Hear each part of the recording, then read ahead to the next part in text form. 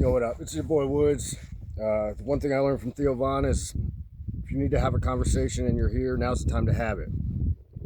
So I just want to talk to you guys a little bit about my experience with this Sophia and Buffalo Sanctuary. I found myself in a place where I was lost. I was in a dark place. I was broken. I had hit my rock bottom finally. I didn't think I'd ever see it, but when I felt it, it was obvious. I've never been so helpless, broken down. Just you know it. And I needed help. And Ibogaine has always been on my radar since I was 15 years old. I had a book about it, and it's called Breaking Open the Head. I didn't know how important it was going to be in my life, but I knew what it was.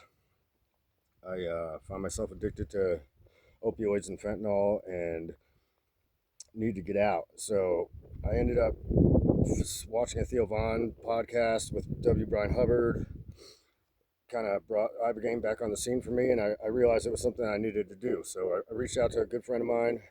He said he knew a gal in Rosarito that just recently opened her own clinic. So it became the best option for me. I found her website. I looked up the story she had about there being two animals in this world. There's the buffaloes and the cows, and they both sense the same storm coming. And the cows run away from the storm, get caught in it, never really get out of it because they're running with it, which intensifies their pain and suffering. Now, the buffalo sense the same storm coming. As it comes up over the mountain, they charge right through it and get through it faster, which is obviously the better strategy for getting through our storms. So I felt really compelled to move towards Sophia, and the buffalo theme just ran so strong in my life. Every person I talked to, every song, everything said buffalo, buffalo, buffalo. So I went with it. I ended up finding myself in Mexico. Sophia picked me up in San Diego. From the moment she got me, I felt so safe and comfortable. I went into this experience with the intention of I was ready to make a change in my life. I was ready to get off of substances. I was ready to, solidify my will to not drink alcohol. I had quit drinking alcohol when my daughter was born 10 years ago, but it was always something I'd dabble in once in a while when it came around in the rotation of everything that I was doing that was bad for me. And I had just come to a place where I was miserable. I didn't want to be constantly falling back into the traps of addiction and the trauma from sexual abuse as a child and all these things that I felt like I had tried to deal with, but I never quite got past them. So Ibogaine became something I was seeking, and when I needed it, I made a phone call, and Sophia was there. She is the most incredible woman, and she cares about humanity so much. She cares about dogs so much. She is just the most genuine woman that I have ever met. My experience with Ibogaine, my experience with ayahuasca, my experience with DMT, I'm available to talk about it if you want to know more.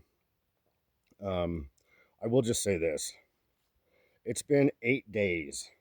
I had a really difficult time quitting cigarettes, which was kind of metaphoric for everything, but the hardest thing was cigarettes. And I haven't had a cigarette in 8 days since my treatment last Wednesday. Today is Friday.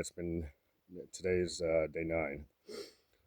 I'm almost at the end of 9 days. So I haven't done any substances. I have no desire whatsoever to ever touch one of those demons again. I, the ayahuasca experience especially reminded me how important love and life is to me. I love my homies, my family, the beautiful women I know, my daughter. It's the best feeling I've ever had is that love. And being addicted to drugs and alcohol, you lose that. You're in such a lonely, dark place. Even when you see your family, you're not really present. You don't realize how bad it is until you get your life back. And I'm 42 years old. This is the first time I can remember in my life that I've ever felt this alive. I with the Ibogaine, I feel like my brain is now supported in a way that it's never been before. I have the ability to make a decision about something that's bad and make the right choice. It's really given me an opportunity to get my life back. And I understand it's early in the game. People are super cynical. I want to call them haters. They say, oh, yeah, you just feel good. You're not. And I say, no, you don't understand. I am done. Like, I finally get it. And whatever changed inside of me, I could not be more thankful for this opportunity to get my life back. And with the help of Sophia, the guidance of Maria, BB, Larissa, the whole team, it was all attention and all eyes on me to make me better. And whatever it did, it worked. And I fucking love you guys so much.